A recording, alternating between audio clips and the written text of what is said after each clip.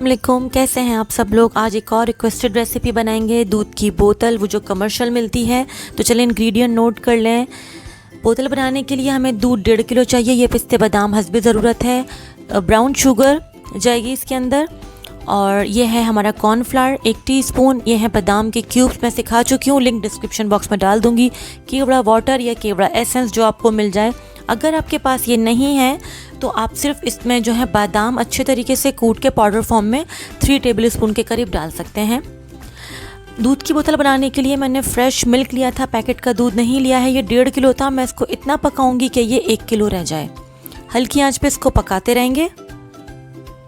तमाम ingredient description box में mention होंगे और जो मैं इसके अंदर आगे चल के डालूंगी बादाम की क्यूब्स, उसका लिंक मैं डिस्क्रिप्शन बॉक्स में डाल दूंगी। मैं आपको सिखा चुकी हूँ। ये देखें इस पे कितनी अच्छी मलाई आना स्टार्ट हो चुकी है। इसको आप फ्रेश मिल्क से ही बनाएंगे। आप इसके अंदर जो है ये जो पैकेट का दूध होता है ये नहीं यूज़ करेंगे, फिर वो बिल्कुल बाज़ार जैसी नहीं बनेगी। अब जब ये जो था आधा रह गया था दूध, तो मैंने इसके अंदर डाल दिए हैं ये बादाम की क्यूब्स। इसके अंदर इलायची ऑलरेडी मिली हुई थी, ठीक है। और ये जाएगी ब्राउन शुगर। अगर आपको ये नहीं पसंद तो आप नॉर्मल शुगर भी डाल सकते हैं। ये सब आपके टेस्ट के अकॉर्डिंग ही जाएगा। इसको इतनी देर तक चलाएंगे कि ये जो हमारी क्यूब्स हैं ये अच्छे से मेल्ट हो जाएं, क्योंकि ये ऑलरेडी पकी हुई हैं तो इनको पकाना ज़रूरी नहीं है, क्योंकि दूध ऑलरेडी हमारा 1.5 किलो से 1 किलो रह चुका है।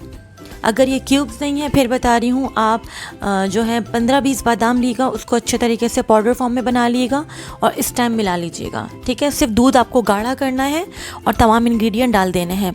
पिस्ते बादाम ये आपके टेस्ट के अकॉर्डिंग है, नहीं पसंद तो ना डालें, क्योंकि बादाम के क्यूब्स इनफ है इसके लिए। मैंने थोड़े से अभी डाले हैं और थोड़े मैं बाद में डालूंगी। आप इसका कलर देख लें, ब्राउन शुगर की वजह से इसका कलर बिल्कुल चेंज हो चुका है।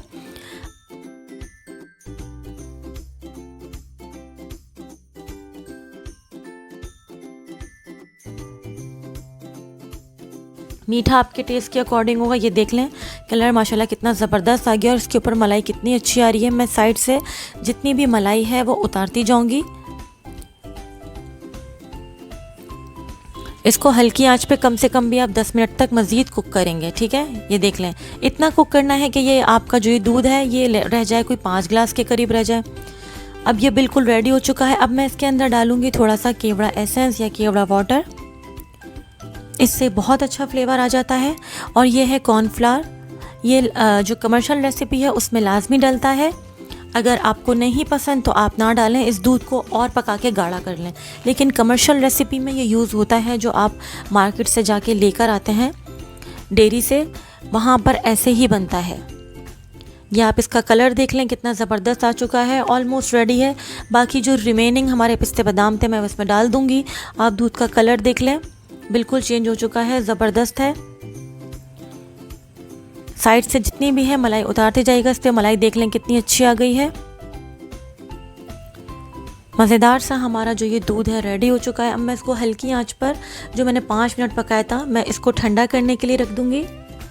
इसको ओवर कुक नहीं करना है, वरना ये बहुत ज़्यादा गाढ़ा हो जाएगा। ये देखें दूध रेडी हो चुका है। अभी ये गर्म है, इस पर मलाई आती जा रही है। जैसे ही ये ठंडा होगा फिर मैं इसको बॉटल में भरूँगी। बॉटल के लिए आपको कोई ज़रूरत नहीं है कि आप ख़ास इसके लिए बॉटल्स लें। आप चाहे तो ग्लास में डाल के ऑब्वियसली पी सकते हैं। मेरे पास ये जूस की बॉटल्स रखी थी, मैंने इन्हें स्टरलाइज़ कर लिया था। ऐसी बॉटल्स अगर आपके पास जूस के लिए आया करें तो आप रख लिया करें।